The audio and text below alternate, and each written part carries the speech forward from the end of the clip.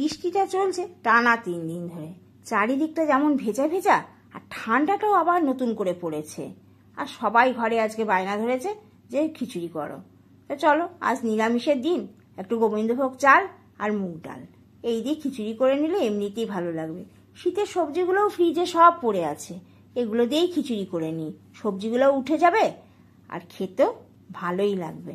তবে আজ খিচুড়ি করেছি একদম অন্যরকম করে, একটুও ঘি গরম মশলা কিচ্ছু ব্যবহার করিনি। দারচিনি যেটুকু ওইটুকুই শুধু দিয়েছিলাম ফোড়নে। এদিকে 1.5 কাপ দিয়েছিলাম গোবিন্দভোগ চাল আর 1 কাপ মুগ ডাল। এই দিয়ে শীতে সব রকম সবজি দিয়ে করেছিলাম। তবে গাজরগুলো বেশ মিষ্টি। আর লঙ্কা দিয়ে দিয়েছিলাম সবার শেষে। কাঁচা লঙ্কা এই শেষে পাতে পড়লে দারুণ একটা গন্ধ হয়। আর তার সঙ্গে বেশ খানিকটা কাঁচা তেল দিয়ে দিয়েছিলাম। আর এতে একদম খিচুড়ি জমে ক্ষীর। পুঁই কুমড়ো আর এর সঙ্গে দিয়েছিলাম একটুখানি ছোলা আর বেশ খানিকটা ঝিঙে। এতে সবজিগুলোও খাওয়া হয়ে গেল আর খেতেও বেশ ভালো হয়েছিল। ঢাকা দিয়ে 1 চামচ সর্ষে আর 1 চামচ পোস্ত আর একটা লঙ্কা দিয়ে বেটে নিয়েছিলাম। এবারে সব দিয়ে গ্যাসের ফ্লেম একদম বাড়িয়ে 2-4 মিনিট নাড়তে নাড়তে একদম শুকিয়ে আমার কিন্তু শাক রেডি। এখন পটলের এমনিতেই দারুণ স্বাদ, পটলকে যেভাবেই রান্না করা হোক। তবে নিরামিষের দিন তো এই জন্য একটু কাজু দিয়ে দিয়েছিলাম মশলায়। আর ধনে গুঁড়ো দিয়েছি 3 চামচ, জিরে গুঁড়োও দিয়েছি 3 চামচ, আর তার সঙ্গে পরিমাণ মতো লঙ্কা। তবে 2টো শুকনো লঙ্কাও দিয়েছিলাম, এতে রঙটা ভারী সুন্দর আসে। মশলা সবটা শুধু পটলে দিইনি, একটু পনির তো করতেই হবে নিরামিষে, সেই জন্য খানিকটা মশলা রেখে দিলাম। তবে এতে 1 চামচ দই দিয়েছি। এইভাবে মশলা কষিয়ে পটল রান্না করলে এত ভালো খেতে হয়। সামান্য হলুদ দিয়ে মশলা একদম কষে এসেছে।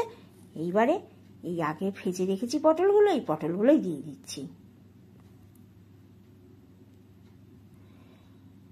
মশলার সঙ্গে পটলকে খানিকক্ষণ কষিয়ে নিয়েই দিয়ে দিলাম পরিমাণ মতো নুন। আর নুন দিলে একটু জল বেরিয়েছে, আর উপর থেকে আরেকটু জলও দিলাম, দিয়ে আরেকটু মশলাটাকে ভালো করে কষিয়ে নিয়েছি। একে তো সবজি, এতে যত মশলাটা কষানো হবে ততই খেতে স্বাদ হবে। আর গন্ধখানাও দারুণ বেরিয়েছে।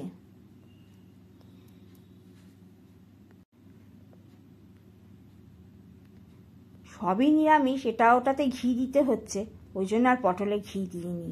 পটলটা পরিমাণ মতো জল দিয়ে একটু ঢাকা দিয়ে বসিয়ে দিয়েছি। এই 3-4 মিনিট সেদ্ধ হলেই ঢাকাটা সরিয়ে নিলাম। দারুণ রঙটা এসেছে আর সেরকম দেখতেও লাগছে। উপর থেকে সামান্য একটু ধনেপাতা ছড়িয়ে দিয়েছি। গরম মশলা দিলেও হয়, খুবই ভালো হতো, তবে ধনেপাতাটাই দিলাম আজকে। কি দারুণ দেখতে হয়েছে বলুন। একেই বোধহয় বলে পটলের রসা।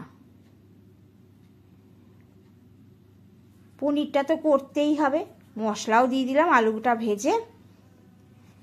এবার মশলাটা কষিয়ে নিয়ে পরিমাণ মতো নুন, তবে মিষ্টির জন্য এখানে আমি চিনি দেব না। আজ যা কাজ একটা করেছি, পনিরগুলো সব দিয়ে দিলাম, জলটাও ফুটে গেছে। ঘরে আগের দিন অনেকগুলো রসগোল্লা নিয়ে এসছে, গুড়ের রসগোল্লা, সেখান থেকে একটা তুলে নিয়েছি, এইভাবে গ্রেটারে গ্রেট করে দিয়ে দিলাম। আমি কিন্তু এইভাবে রসগোল্লা দিয়েই থাকি পনিরে, এতে যেমন গ্রেভিটা খুব ভালো হয় আর একটা দারুণ স্বাদ হয়। আর চিনির তো কোনো দরকারই পড়বে না, এতেই হয়ে গেল চিনির কাজ। ঢাকা খুলে উপর থেকে সামান্য একটু ঘি আর একদম গা মাখা মাখা করে নিয়েছি।